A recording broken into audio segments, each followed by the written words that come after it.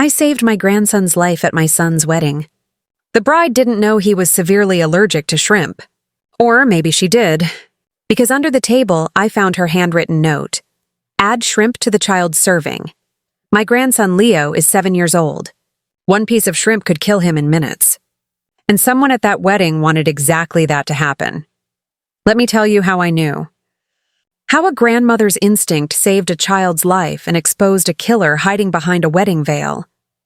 The wedding venue was stunning. The Meadowbrook Estate, one of those places you see in magazines. 300-year-old oak trees creating natural archways. A garden that looked like it had been painted by an artist. White roses everywhere, thousands of them, their perfume thick in the warm afternoon air. The guests were dressed beautifully. Designer dresses, expensive suits, champagne flowing freely, a string quartet playing Vivaldi. Everything perfect. Everything expensive. Everything exactly what Ava had wanted. I should have been happy. My son was getting married. Leo had a potential stepmother. Our broken family was getting a second chance, but I wasn't happy. Something felt wrong. Had felt wrong for weeks, but I'd ignored it. Called it grief. Called it overprotectiveness. Called it an old woman being paranoid about her son's new relationship. I should have trusted that feeling sooner. Garden estate, white roses everywhere, 200 guests in their finest clothes. My son Alex was getting married for the second time. His first wife, Maria, Leo's mother, had died 3 years ago. Cancer. It destroyed all of us. Now Alex had found Ava. Beautiful, charming, perfect Ava. She'd swept into our lives 6 months ago and everything moved fast. Too fast, I thought. But what grandmother wants to be the villain in her son's love story? I was sitting next to Leo at table 5. He was wearing his little tuxedo, playing with his red toy car, pushing it back and forth across the white tablecloth. My beautiful boy, Maria's face in his eyes. "Grandma, I'm hungry," he whispered. I smiled and reached for the appetizers. The waiters had just served them. Fancy crackers, cheese spread, and, my blood froze, shrimp. Elegant little shrimp arranged on every plate. At least a dozen per serving, perfectly cooked, garnished with lemon and parsley. Beautiful. Deadly. My mind flashed to Leo at age 3. The first time we'd discovered his allergy. We'd been at a seafood restaurant, Maria's birthday. Leo had reached for a shrimp from her plate. Just touched it. Within minutes, his hand had swollen to twice its normal size. His face had started puffing up. His throat closing. The hospital. The EpiPen. The doctors telling us how lucky we were. How he could have died. How we needed to be vigilant. Always. Since then, we'd been so careful. Leo knew never to eat seafood. Knew to ask about ingredients. Knew to tell adults about his allergy immediately. Everyone in our family knew. Everyone who mattered knew. So why was there shrimp at our table? At the table where a severely allergic 7-year-old was sitting? "Leo, no!" I grabbed his hand before he could reach for one. "You know you can't eat those," he nodded, pulling his hand back. "I know, Grandma. I just wanted the crackers." I pushed the shrimp plate far away from him and gave him crackers instead. But something felt wrong. A cold feeling in my stomach. Why would they serve shrimp at a wedding where a severely allergic child was attending? I'd told Ava about Leo's allergy. Multiple times. I'd even sent her an email with Leo's complete allergy list 2 weeks before the wedding. She'd replied, "Thank you, Betty. Don't worry, we'll make sure everything is safe for Leo." So why was there shrimp at our table? Leo pushed his toy car too hard. It rolled off the table and disappeared underneath. "I'll get it, Grandma," he said, sliding off his chair. "Be careful, sweetheart." He ducked under the tablecloth. I heard him moving around down there, searching for his car. Then everything went silent. "Leo?" I leaned down. "Did you find it?" No answer. "Leo, honey, are you okay?" His small hand suddenly grabbed mine. His fingers were ice cold and trembling. "Grandma," he whispered, his voice shaking. "You didn't look under the table, did you?" My heart started pounding. "What's wrong?" He climbed back up onto his chair, clutching something in his fist. His face was pale, his eyes wide with fear. "Grandma, let's go. Please, let's go now." Leo, you're scaring me. What did you find? With trembling hands, he unfolded a small piece of paper and handed it to me. I read it once, then twice, then a third time because my brain refused to accept what my eyes were seeing. Table 5. Add shrimp to the child's serving. 7 words. Handwritten. In what I would later confirm was Ava's handwriting. My grandson, this innocent 7-year-old boy, was supposed to die today at his father's wedding. And the bride had planned it, but why? Why would Ava want Leo dead? I was about to discover something far worse than murder. I was about to uncover a pattern that had destroyed families across 3 states. I grabbed Leo's hand and stood up. Around us, guests were laughing, drinking champagne, celebrating. The jazz band played softly. Nobody noticed us leaving. "Where are we going, Grandma?" Leo asked as I pulled him toward the exit. "Somewhere safe, baby. Somewhere safe." I couldn't breathe. Couldn't think. My grandson's hand in mine felt so small, so fragile, so alive. 10 more minutes, maybe less, and the waiters would have served the main course. Ava would have made sure Leo's plate had shrimp. He would have eaten it, not knowing, not seeing. And then, the hospital. The panic. The EpiPen that might not work fast enough. The ambulance. The grief. Alex losing his son 3 years after losing his wife. No, I wouldn't let it happen, but I couldn't just run. I couldn't just disappear with Leo and leave my son to marry a murderer. I needed evidence. I needed proof. I needed to understand what the hell was happening. I took Leo to my car in the parking lot. "Stay here, sweetheart. Lock the doors. Don't open them for anyone except me. Understand? Grandma, I'm scared. I know, baby. Me too, but I'm going to fix this. I promise." I gave him my phone. "If anything happens, anything at all, you call 911. Tell them your name and that you're in danger." "Can you do that?" He nodded, tears streaming down his face. I locked him in the car and went back inside. The wedding was still going. The ceremony hadn't even started yet. Guests were mingling, drinking, taking photos. I saw Alex near the front, laughing with his groomsmen, so happy. So completely unaware. And there she was, Ava, the bride. She looked stunning in her white dress, smiling and greeting guests. Her makeup was perfect. Her hair was perfect. Everything about her was perfect. Too perfect, just like Emma had been perfect for Michael. Just like the cons always are, that's when it hit me. The realization that made everything click into place. This wasn't about Leo. Leo was just in the way. This was about Alex, about his money. About the life insurance policy I knew he'd taken out when Leo was born. A $2 million policy with Leo as the beneficiary and Alex as the guardian. If Leo died, Alex would be devastated, vulnerable, and Ava would be there to support him, to grieve with him, to slowly, carefully gain access to that insurance money. Maybe even push Alex toward another tragedy. I'd seen it before. I'd heard the stories.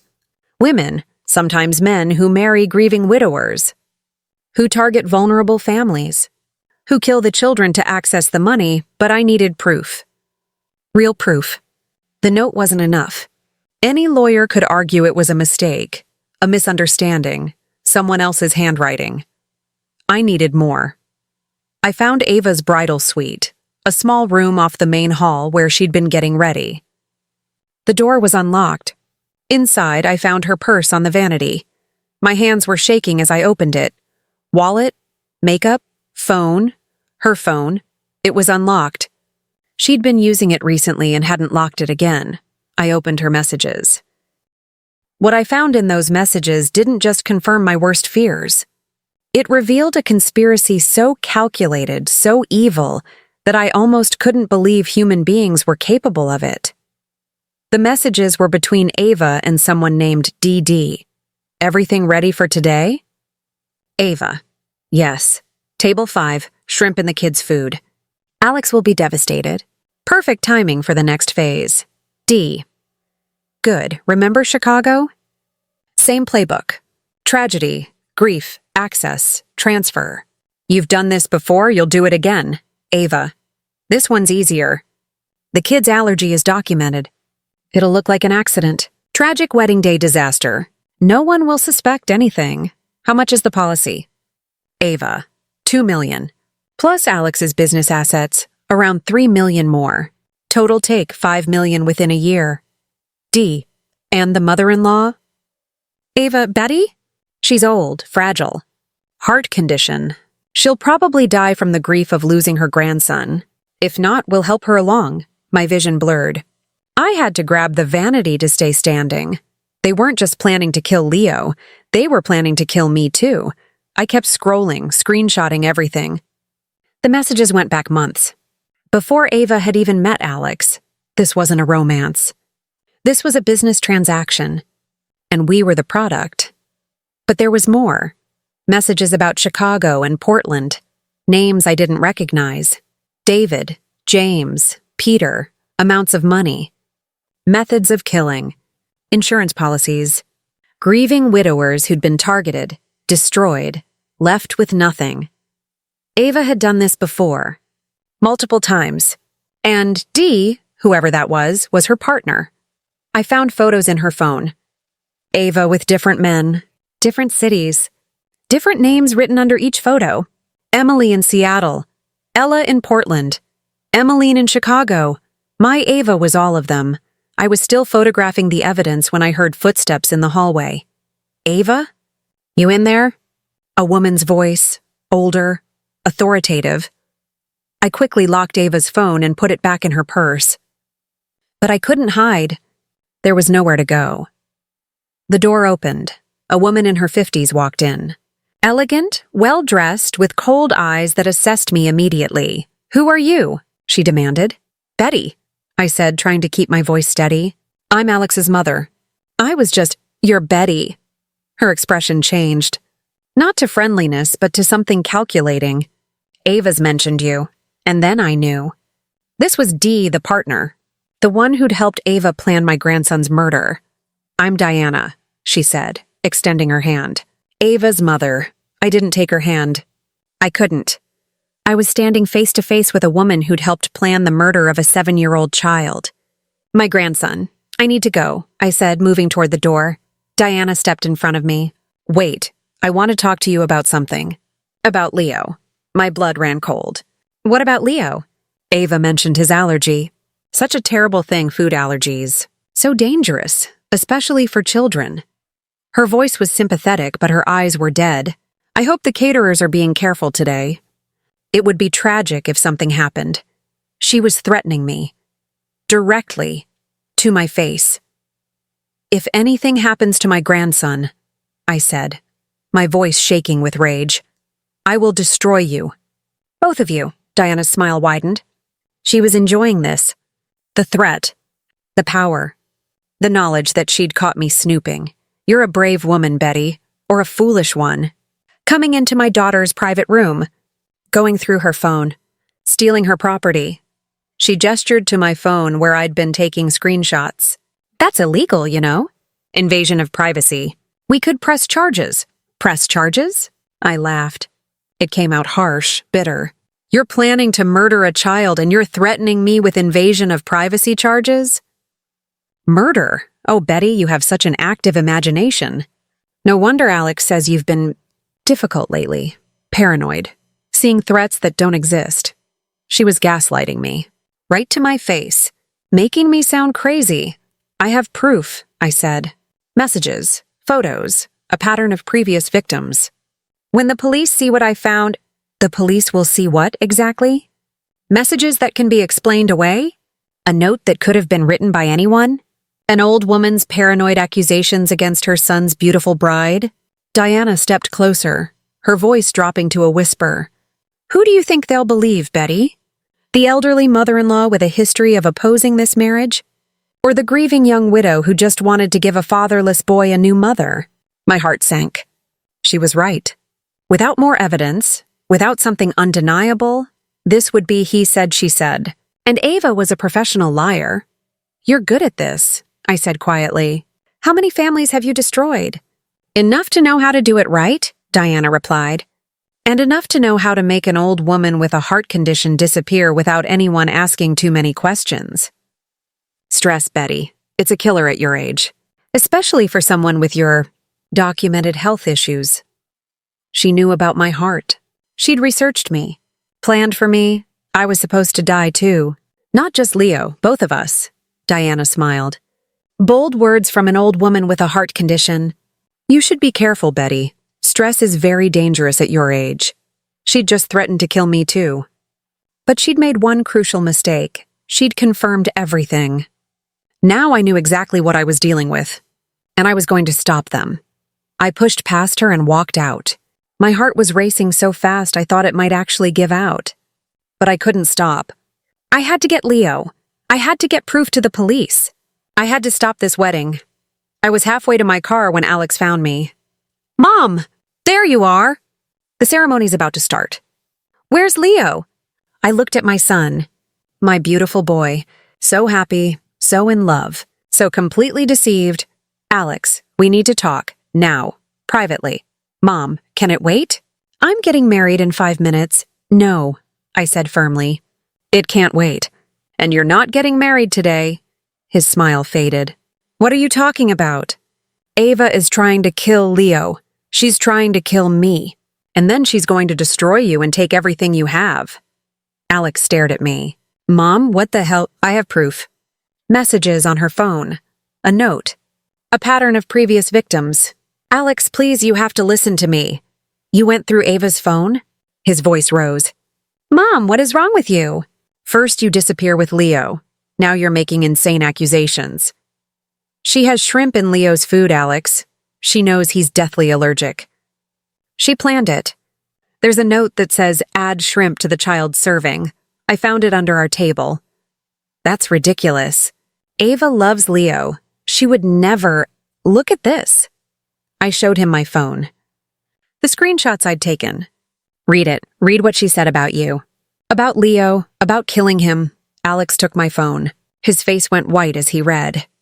This can't be real, he whispered. These have to be fake. You edited these. Call her phone right now. Go into her messages. Check for yourself.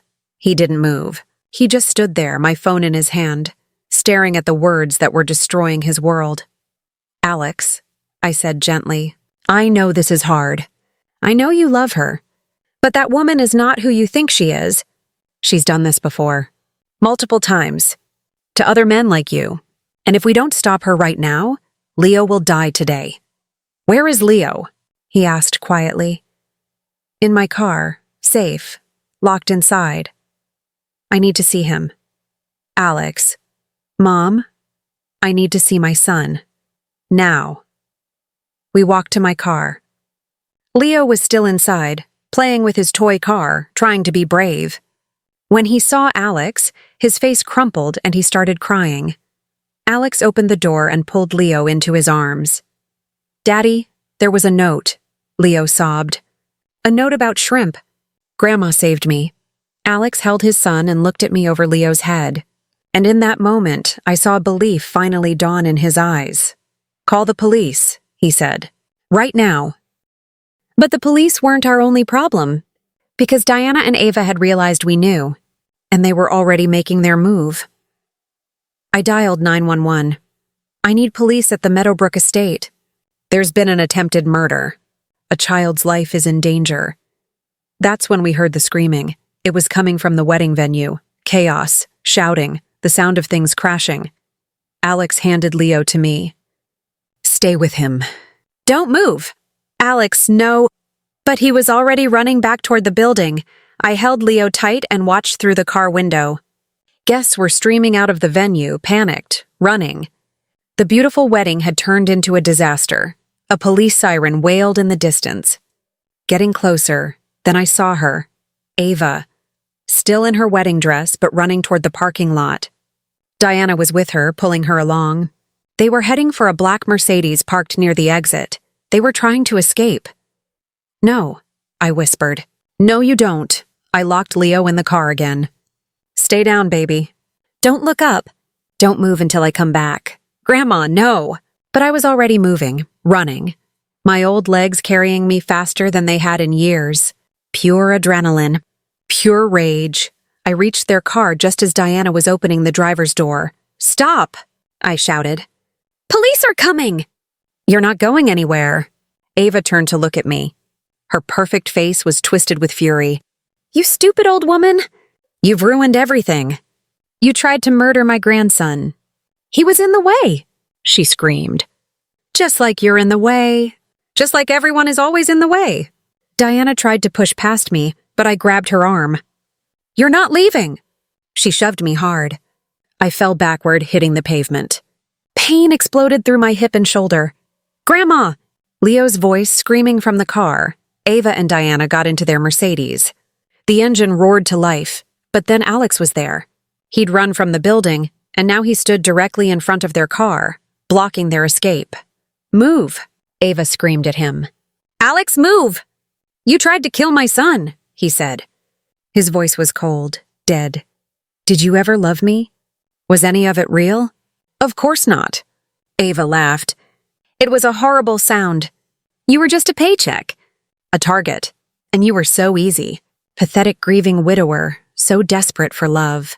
You disgusted me." The Mercedes engine revved. She was going to run him over, but the police had arrived. 3 cars, sirens blazing, blocking the exit. Officers jumped out, guns drawn. "Out of the vehicle! Hands where we can see them." It was over. Police officers swarmed the Mercedes. 4 of them, weapons drawn, moving with practiced efficiency. "Ava Morrison! Diana Morrison! Out of the vehicle! Hands where we can see them! Now!"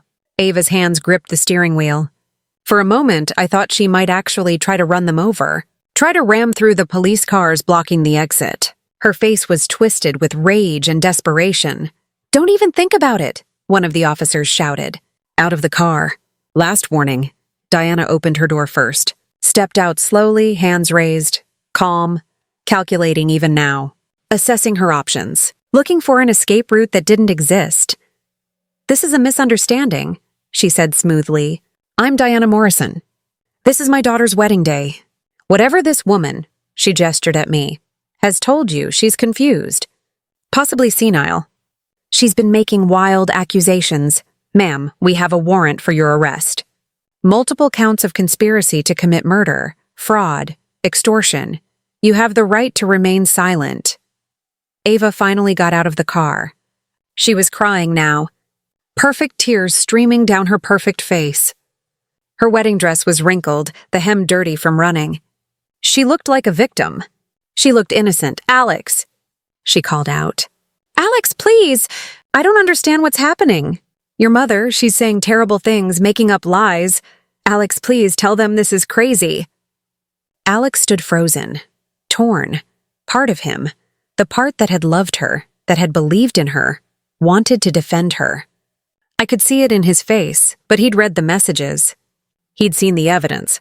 He'd heard his own son describe the note. "Officers," he said, his voice breaking. "Arrest them. Both of them. They tried to kill my son." Ava's expression changed. The tears stopped. The innocence vanished. And for just a moment, I saw the real her. Cold. Dead inside. Furious at being caught. "You bastard," she hissed at Alex. "You pathetic, weak, stupid man. You deserved everything I was going to do to you. You and that brat." The officers handcuffed her. Read her rights. Walked her toward the police car. 200 wedding guests watched in stunned silence. The ceremony that never happened. The bride who tried to commit murder. The perfect day that had turned into a nightmare. But Leo was alive. Safe in my arms. Crying but alive. And that was all that mattered. Ava and Diana were arrested at the wedding venue, still in their formal clothes, handcuffed in front of 200 stunned guests. The ceremony that never happened? The bride who'd planned a murder. But the arrests were just the beginning. What the police investigation uncovered was far more extensive than anyone imagined. Ava and Diana's killing spree had left a trail of destroyed families across 3 states. The police found everything. Ava's phone, Diana's laptop, financial records, messages, photos, evidence of at least 7 previous projects, 7 men, 7 families, 7 elaborate cons that all followed the same pattern: target a widower with children and significant assets. Seduce him. Move fast, engagement within months. Create a tragic accident that kills the children. Console the grieving father. Gain access to life insurance, inheritance, business assets. Drain everything. Disappear. Move to a new city. New name. New target. Repeat. They'd stolen over $12 million total. They'd killed 4 children, and they'd gotten away with it every single time because it always looked like an accident. Food allergies, drowning, falls, random tragedies that happened to unlucky families, except they weren't accidents. They were murder. The first victim was in Chicago, David Chen. When the police tracked him down, he was living in a studio apartment in a bad neighborhood. The successful tech entrepreneur who'd once had a company valued at $5 million was now working as a project manager for someone else's startup. Making a fraction of what he used to make, living alone. His daughter Lily had been 8 years old when she drowned. The detective called him first. Asked if he'd be willing to talk about Emily Morrison. David had been silent for so long that the detective thought he'd hung up. Then, "That's not her real name." "We know," the detective said. "Her real name is Ava Morrison. She's been arrested for attempting to murder a child." Another long silence. Then crying. Deep, wrenching sobs from a man who'd been holding it together for 6 years. When they met in person, David looked 20 years older than he was. 45, but looked 60. Gray hair, hollow eyes, the kind of sadness that becomes part of your face. "Tell me about Emily," the detective said gently. David pulled out his phone, showed photos. Lily at 7, Lily at 8. A beautiful little girl with her father's eyes and her late mother's smile. "My wife died when Lily was 5. Cancer. It was brutal. 2 years of watching her fade. Lily and I, we were all each other had left." "How did you meet Emily?" "Online. Grief support forum. She said she'd lost her husband to cancer, too. Said she understood. We started messaging. Then calls. Then she visited Chicago for work. We met for coffee. What was she like?" "Perfect," David laughed bitterly. "She was absolutely perfect. Said all the right things. Cried at the right moments. Shared my pain. Made me feel less alone. I thought I'd found someone who really understood." "When did you get married?" 4 months after we met. I know it was fast, but she made it seem natural. Kept saying life was short, that we'd both lost so much time already, that we deserved happiness. I believed her. And Lily? How did Emily treat her?" David's face crumpled. "At first, wonderfully. She'd bake cookies with Lily, help with homework. Buy her gifts. Lily called her Mom Emily. She was so happy to have a mother figure again. At first. After the wedding, things changed. Subtle things. Emily would forget to pick Lily up from school. Would schedule activities that excluded her. Started suggesting boarding schools. Said Lily needed structure and discipline, but she was always sweet about it. Always made it sound like she was trying to help. Tell me about the day Lily died." David closed his eyes. "We were having a barbecue. Emily's idea. She'd invited her mother over, Diana. They were both there. About 15 people total. Walk me through it. Lily was playing in the yard, running around with her friends. Emily was watching her. At least she said she was watching her. I was at the grill cooking. Then someone screamed. What happened? Lily was in the pool. Face down, not moving. I jumped in, pulled her out, started CPR. Somebody called 911. The paramedics came. They tried. For 40 minutes they tried. But she was gone. Where was Emily during this? Hysterical, crying, saying she'd only looked away for a second. That Lily must have fallen in. That she couldn't swim. Except, David's voice broke. Except Lily could swim. I'd enrolled her in lessons after her mother died. She'd passed all her swimming levels. She was a strong swimmer. Did the police investigate? They ruled it an accidental drowning. Said kids drown in pools all the time. Emily backed that up. Said Lily had been running, must have slipped, hit her head. There was a small bruise on Lily's temple. They said that proved it.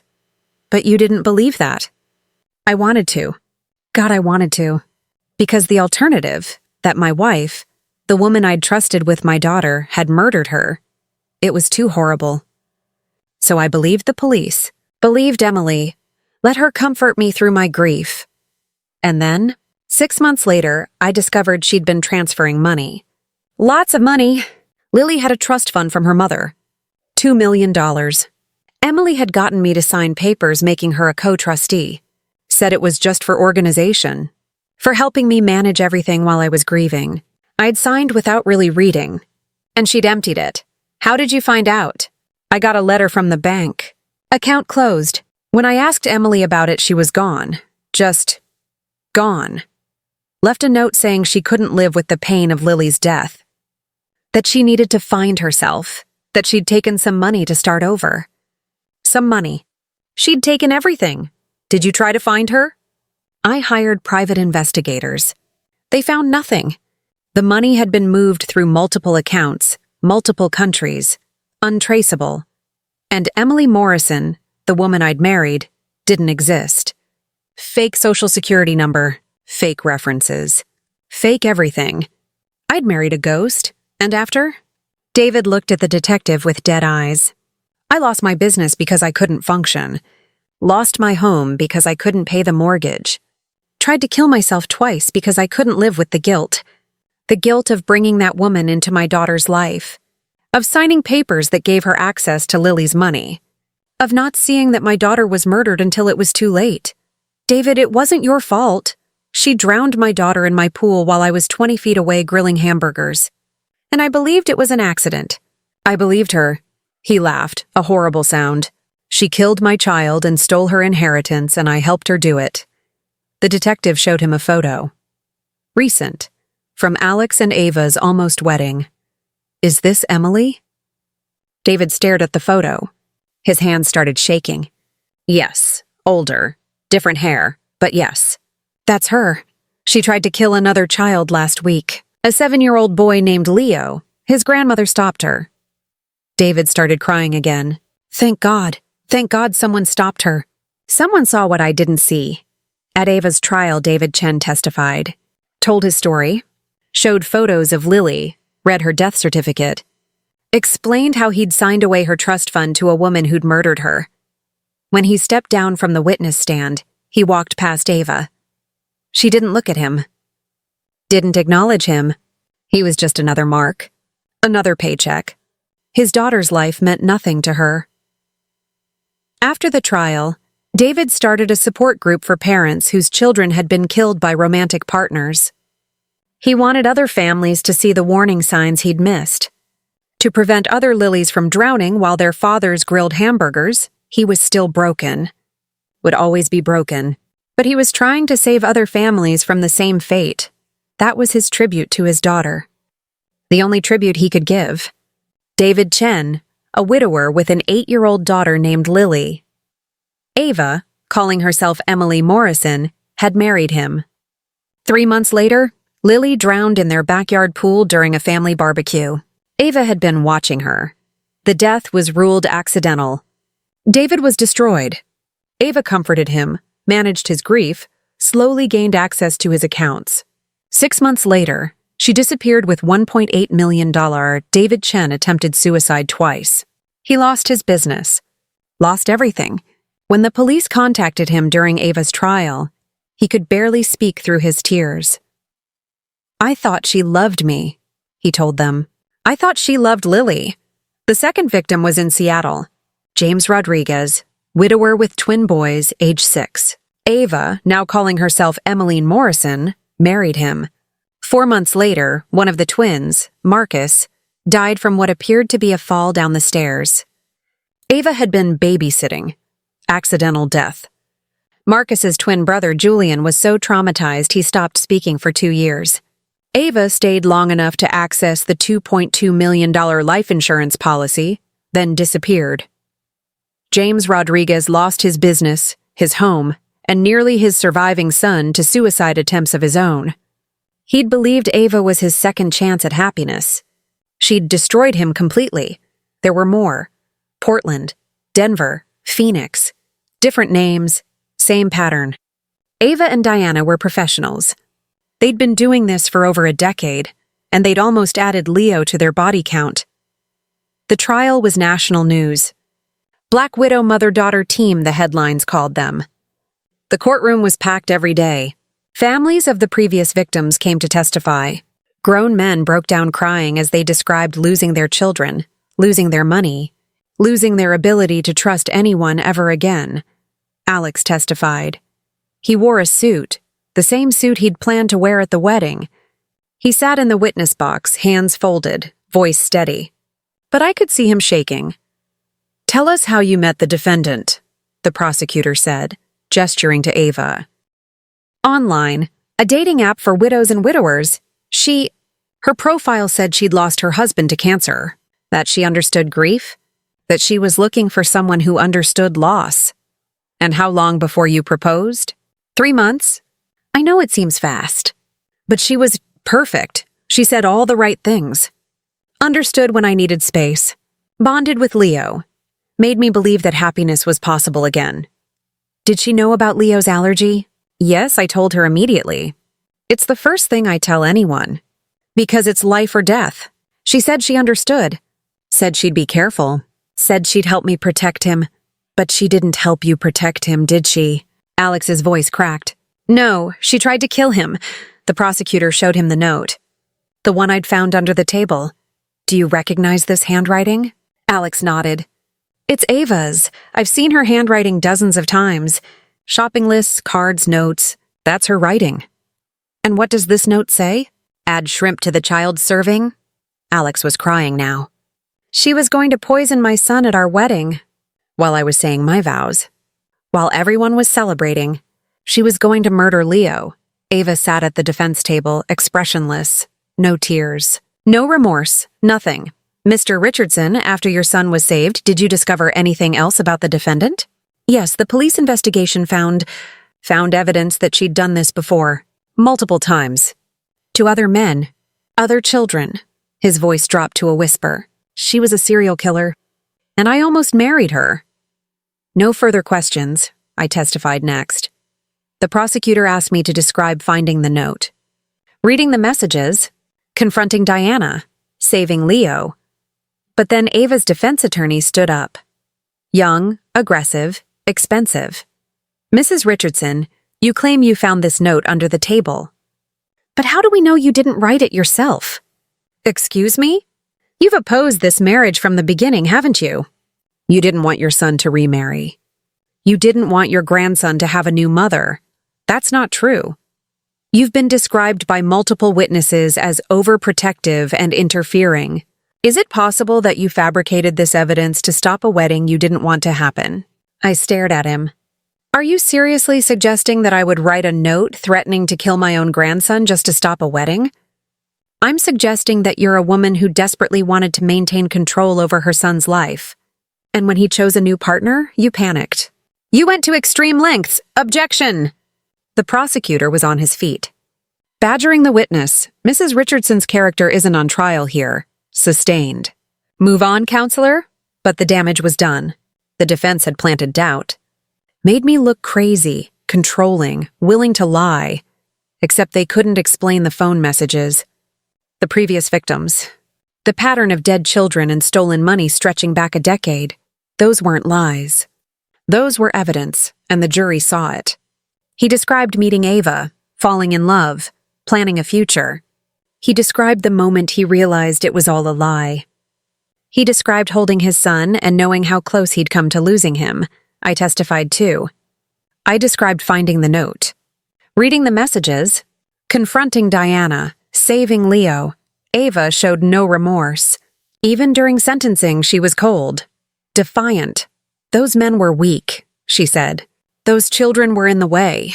I don't regret anything except getting caught." The judge gave her 3 consecutive life sentences without possibility of parole.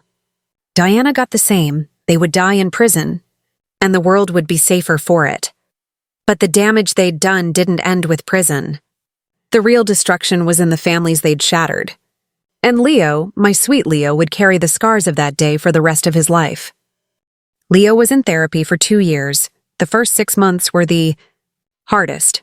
Dr. Ramirez, Leo's therapist, said he was experiencing PTSD, post-traumatic stress disorder in a 7-year-old child who'd barely understood what trauma meant. The nightmares started immediately. Every night Leo would wake up screaming. Always the same dream. He's at the wedding. The table is set with food. He's hungry. He reaches for the shrimp. His grandmother isn't there to stop him. He eats it, and then he's dying. Throat closing. Can't breathe. Everyone at the wedding is watching and laughing. Ava is standing over him in her white dress, smiling. Alex would run to his room. Hold him, rock him, tell him it was just a dream, that he was safe, that Ava was in prison and could never hurt him, but the nightmares continued. Dr. Ramirez used play therapy. Had Leo act out the wedding with dolls and toys. Let him control the narrative. In Leo's versions, superhero grandma always saved him. Sometimes violently, Leo would have Grandma Doll punch Ava Doll across the room. Sometimes cleverly, Grandma would trick Ava into eating the poisoned shrimp instead. He's processing rage, Dr. Ramirez explained. He's allowed to be angry. Angry at Ava for trying to hurt him. Angry at the situation, even angry at his father for bringing Ava into their lives. That was hard for Alex to hear, but it was true. Leo was angry at his dad. Why did you want to marry her?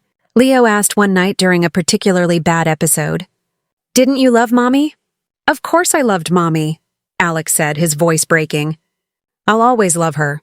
But Mommy's gone, buddy. And I thought Ava could help us. Give you a mom again. Give me a partner. I was wrong. I'm so sorry I was wrong. She tried to kill me. I know. At your wedding, while you were supposed to be happy. I know, Leo. I know. Did you know? Before? Did Grandma tell you? Alex had to answer honestly. Grandma tried to warn me. She tried to show me evidence. And I didn't believe her. I thought she was being overprotective. I thought she was trying to control my life. I was wrong about that too. So you knew, and you still almost married her. No, buddy. I didn't know. I didn't understand.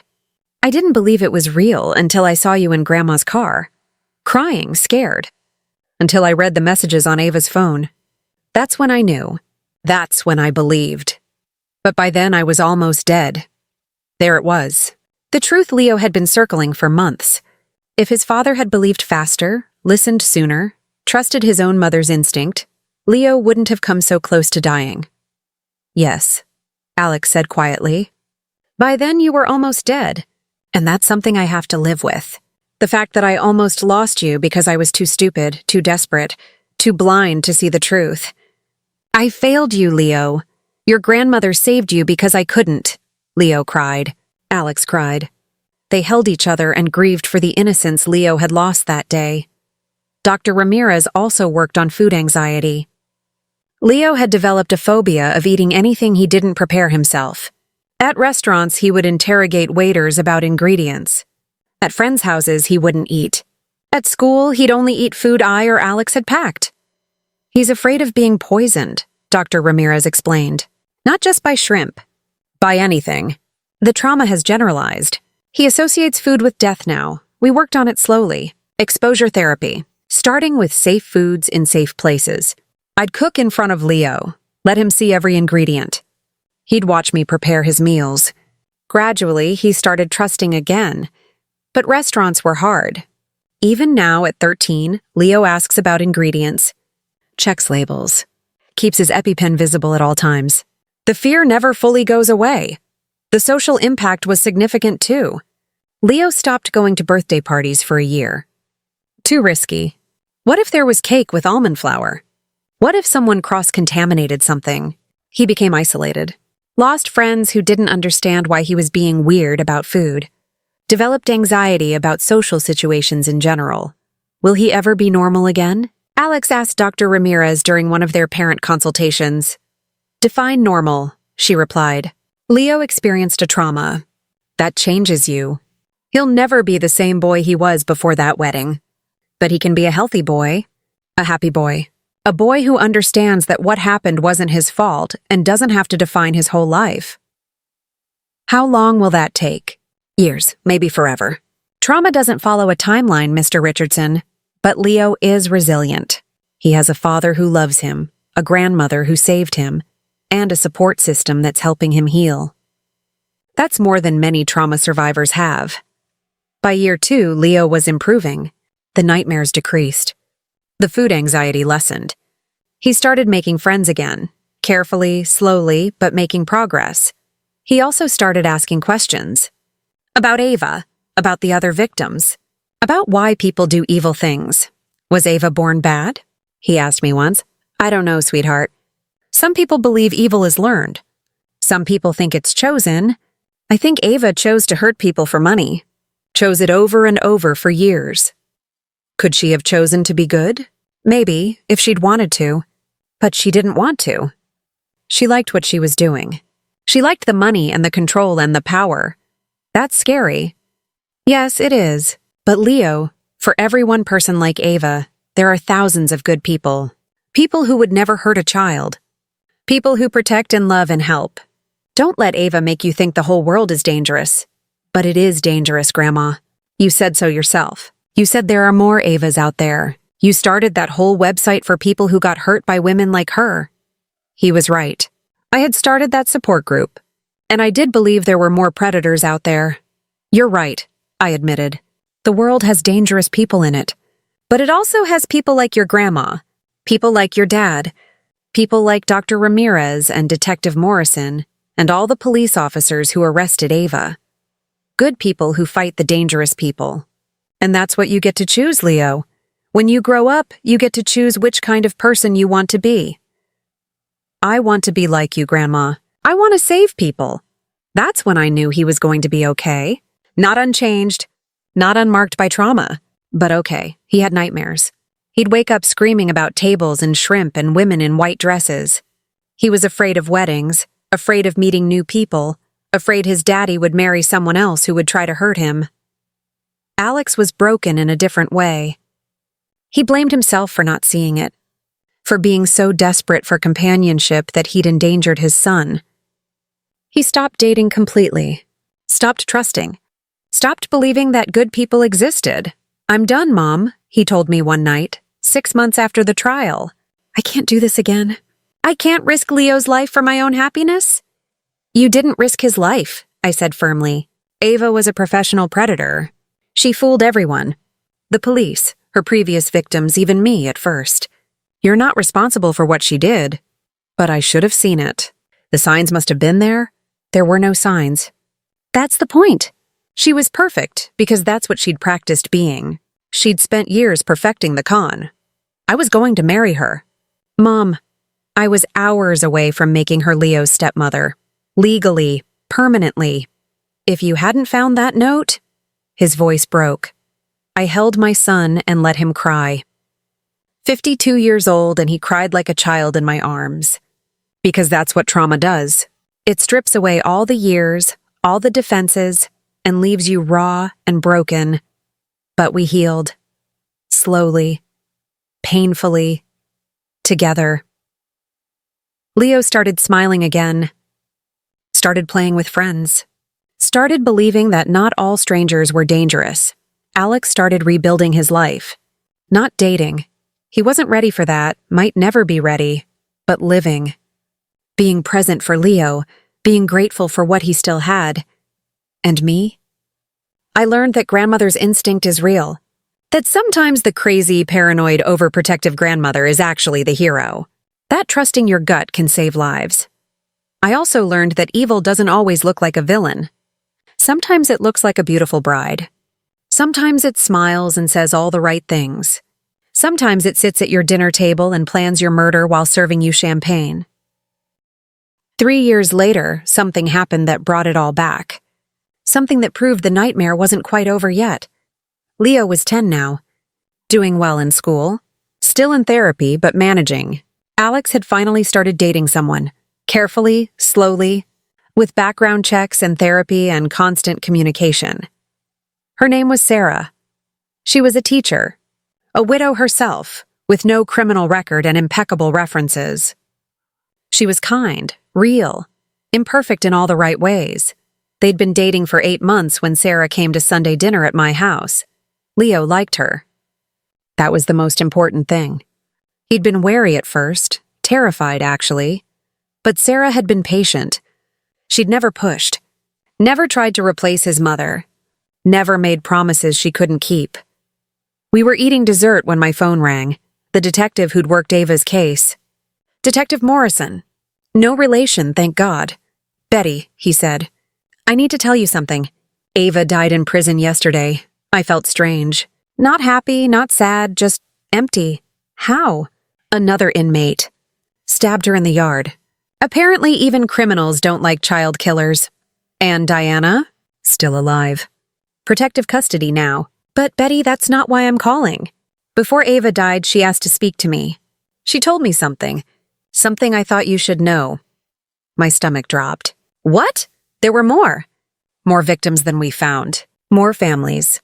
She wouldn't give me names or details. Said she'd take it to her grave. But she wanted you to know. She said, tell Betty she didn't save everyone. Tell her I won before she even knew the game existed. I gripped the phone so hard my knuckles turned white. She also said there were others. Other people doing the same thing. Other Avas out there targeting families. She said it's an epidemic that nobody sees because everyone wants to believe in love, in second chances, in happily ever after. After I hung up, I sat there in silence. My family was talking and laughing around me, but I couldn't hear them. I was thinking about David Chen and James Rodriguez and all the others. I was thinking about the families who'd been destroyed, the children who'd been murdered, and I was thinking about the others, the victims who'd never been found. The cons that were still happening, right now, in other cities, to other grieving widowers, to other innocent children. Grandma? Leo's voice brought me back. Are you okay? I looked at him. My grandson. Alive. Safe. 10 years old with his whole life ahead of him. I'm perfect, sweetheart, I said. And I meant it. Because yes, there were more Avas out there. Yes, the nightmare was bigger than we'd realized. Yes, evil was still winning in places we couldn't see. But here, in my dining room, with my family safe and together, love had won. Trust had won.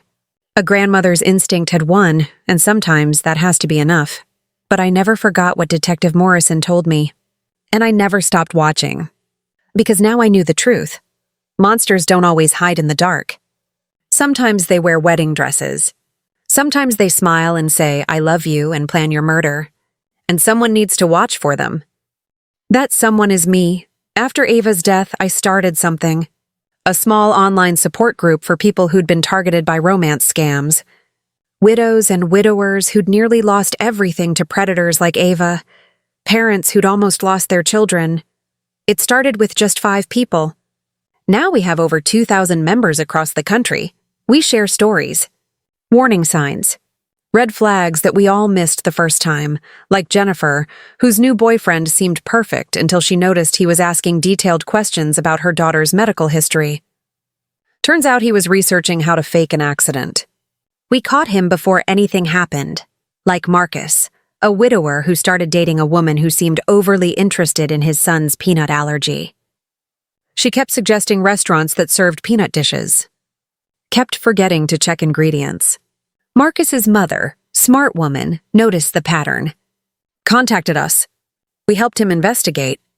Found out she'd been married 3 times before.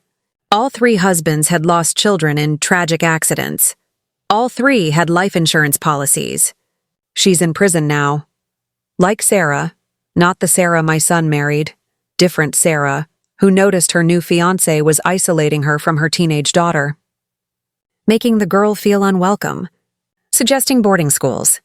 When we looked into his background, we found 2 previous stepdaughters who died in falls within 6 months of him marrying their mothers.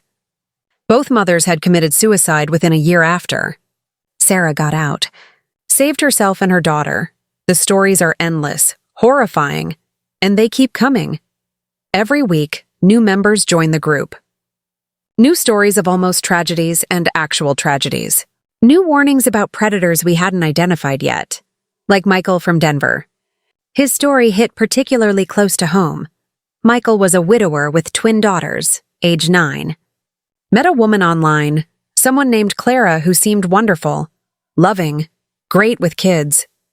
They got engaged after 4 months, but Michael's mother, Patricia, noticed something strange.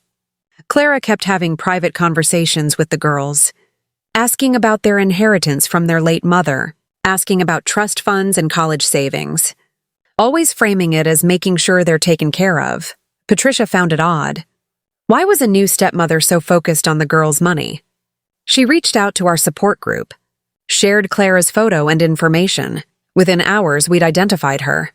Clara Jennings. Real name, Catherine Winters. 3 previous marriages, 2 sets of dead stepchildren. Both ruled accidental. 1 drowning, 1 carbon monoxide poisoning in a faulty garage. We contacted the police, showed them the pattern. They investigated. Turns out Clara Catherine had been planning to kill Michael's twins with carbon monoxide. Had already tampered with their garage door opener so it wouldn't close properly. Had bought a generator for emergencies. The plan was to stage a power outage, use the generator in the garage to provide heat, and let the twins die from the fumes while the adults were conveniently somewhere else. She was arrested before she could execute the plan. Michael's daughters are alive today because Patricia trusted her instincts and found us, or Rebecca from Atlanta. Single mother, dating a wonderful man named Thomas. He was great with her son, maybe too great. Always wanted alone time with the boy. Always suggesting activities that excluded Rebecca. Always talking about the boy's inheritance from his late father. Rebecca's sister was suspicious. Found us. We dug into Thomas's background. Thomas Mitchell. Previous name, Tom Miller. Previous city, Nashville, where his last girlfriend's son had died in a suspicious hiking accident. Thomas had been the only adult present. Had inherited $500,000 in life insurance as the boy's legal stepfather. Rebecca got out before Thomas could harm her son. Thomas is now in prison for that Nashville case.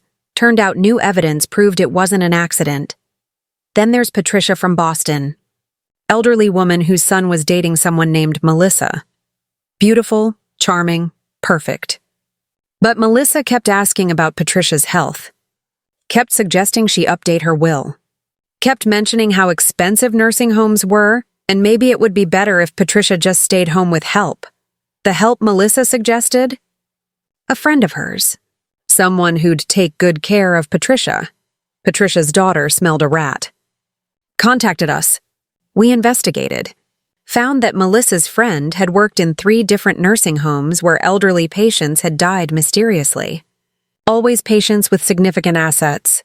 Always deaths ruled natural causes. Until you looked at the pattern. Melissa and her friend are now under investigation.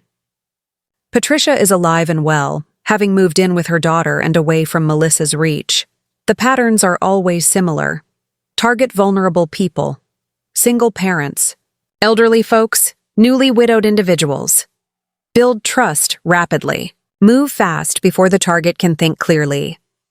Isolate the target from family, who might see through the act. Identify the obstacles, usually children or elderly, relatives who stand between the predator and the money. Create situations where accidents can happen. Unsupervised pools. Faulty equipment. Allergic reactions. Carbon monoxide. Falls inherit or access the money through insurance, wills, or joint accounts. Disappear or stay and repeat with the next victim. We've documented over 50 cases that follow this pattern. 50 cases we know about. How many more are happening right now that we haven't found? That's what keeps me awake at night. Not just Leo's story, but all the Leos who don't have a grandmother watching carefully. All the children who eat the poison food, breathe the poison air, fall into the pools, without anyone noticing the pattern until it's too late. Our support group shares a database. Photos and names of known predators, warning signs, red flags, criminal records when we can access them. We're not vigilantes. We don't take justice into our own hands. But we're not silent either. We're not going to let predators operate in the shadows just because calling them out makes us seem paranoid. Because we're not paranoid. We're experienced. We've seen evil up close. We've lost children or almost lost children. We know what we're looking for, and we're going to keep looking. Keep warning. Keep protecting, because for every Ava we catch, there are 10 more we haven't found yet. And somewhere out there, right now, a grandmother is noticing something odd about her son's new girlfriend. A mother is feeling uneasy about her boyfriend's relationship with her daughter. An elderly father is wondering why his new caretaker is so interested in his will, and maybe, just maybe, they'll find us. They'll share their story. They'll trust their instinct, and we'll help them. We'll investigate. We'll warn. We'll prevent. We'll save the next Leo before he eats the shrimp. That's our mission. Our purpose. Our tribute to the children who were lost and the children who were saved. We're the grandmothers who look under tables. The mothers who ask questions. The family members who refuse to be dismissed as paranoid. We're the ones who see the pattern. Who connect the dots. Who trust our instincts even when everyone tells us we're overreacting. Because sometimes paranoia saves lives. Sometimes, trusting your gut is the difference between a child growing up and a child's funeral, and I'll take being called paranoid over planning another funeral any day of the week. Horrifying. And they all follow similar patterns. Target vulnerable people, single parents, widows, widowers, people desperate for companionship. Move fast. Engagement within months. Create urgency. Isolate. Separate the target from family and friends who might see through the act. Eliminate obstacles. Usually children, because children inherit. Children require resources. Children get in the way of complete financial control. Access. Gain control of bank accounts, insurance policies, assets. Disappear. Or stay and play the grieving partner while slowly draining everything. Once you know the pattern, you see it everywhere. The news is full of these stories, but nobody connects them. Nobody sees the epidemic. A child drowns. In a pool while the new stepmother was watching, a teenager with a nut allergy has a reaction at a restaurant the new stepfather chose. A grieving widow's bank account is mysteriously drained by her supportive new boyfriend. We see it. We warn people. We save who we can, but we can't save everyone. That's the hardest part. Warning signs. Names and photos of suspected predators. We've stopped at least 15 cons that we know of. Saved who knows how many children. Protected who knows how many vulnerable families. The police call us vigilantes. The media calls us paranoid. But we call ourselves survivors. And we're not paranoid, we're aware. There's a difference. We know that not every new relationship is a con. We know that real love exists. We know that second chances can be beautiful. But we also know that some people, some very dangerous people, count on our need to believe the best in others. They count on our desire for love overriding our instinct for survival. They count on us being trusting, and we're done being trusting without being careful. Leo knows about the group. He helps sometimes, actually. He's good with technology, helps us maintain the website, moderate the forums. He says it makes him feel less like a victim and more like a survivor. Grandma, he told me last year, on his 12th birthday, you saved my life. But you did more than that. You taught me that it's okay to question things, that it's okay to trust your gut, that it's okay to be careful, even when people tell you you're being paranoid. You're not paranoid if they're really out to get you, I said. He laughed. That's dark, Grandma. But true. Alex still struggles. Some days are harder than others. He's married to Sarah now. They've been together for 3 years, married for 6 months. She's wonderful. Real. She's been patient with Alex's trauma, with Leo's fears, with all of us learning to trust again. But Alex still checks her background every 6 months. Still monitors their joint accounts. Still has nightmares about white dresses and wedding venues. Is it always going to be like this? He asked me recently. Am I ever going to stop being afraid? Probably not, I told him honestly. But fear isn't always bad. Fear kept Leo alive. Fear keeps us careful. The trick is not letting fear stop you from living. How do you find that balance? You just do. Day by day, you love the people who deserve your love. You trust the people who've earned your trust. And you stay alert. Always. That's the lesson, I think. The one that Ava and Diana taught us. The one I hope other families learn before it's too late. Stay alert. Trust your instincts. Question perfection. Verify everything, because monsters are real. They walk among us. They smile and shake our hands and tell us exactly what we want to hear. And the only thing standing between them and their next victim might be a grandmother's instinct. A moment of doubt. A note found under a table. Leo is 13 now. He's thriving. Still in therapy, but doing well. He wants to be a detective when he grows up. Says he wants to catch people like Ava, protect families like ours. I tell him that's wonderful. I tell him the world needs people like him. People who've survived evil and chosen to fight it. But privately, I hope he changes his mind. I hope he gets to be a kid.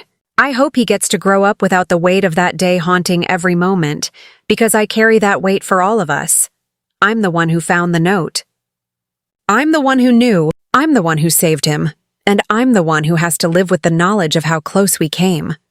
How if I'd been looking at my phone instead of watching Leo? How if I'd dismissed my instinct as paranoia? How if I'd been just 5 minutes slower, just a little less alert, just a little more trusting? Leo would be dead, Alex would be destroyed, and Ava would have moved on to her next victim. That's what keeps me up at night. Not what happened, but what almost happened. And what might still be happening to other families who aren't as lucky as we were. So I stay alert. I run my support group. I share my story, again and again, to anyone who'll listen. Because if my story saves even one child, if my paranoia, my grandmother's instinct, protects even one family, if my warning reaches even one grieving widower before he meets his own Ava, then it's worth it, all of it. The fear, the nightmares, the constant vigilance, the weight of knowing that evil is real and it's out there and it's hunting. It's worth it. Because Leo is alive. He's 13 years old and he's alive and he's going to grow up and have a beautiful life. And Ava is dead in prison, killed by another inmate, ending the same way she lived, with violence. There's a certain poetry to that. A certain justice, but it's not enough. It's never enough. Because she's just one predator out of thousands, and for every Ava we catch, there are dozens more we don't.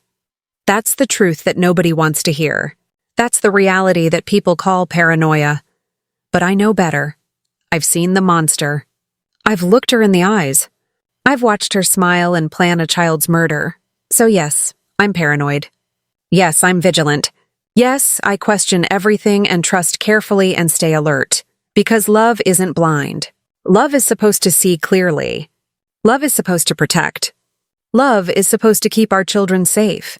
And if that makes me the crazy grandmother, the overprotective one, the paranoid one, so be it.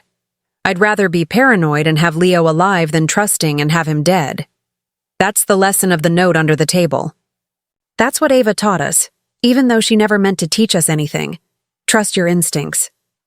Question perfection. Stay alert. Protect your children. Because sometimes, the only thing standing between life and death is a grandmother who refuses to look away. Sometimes, saving a life is as simple as looking under a table,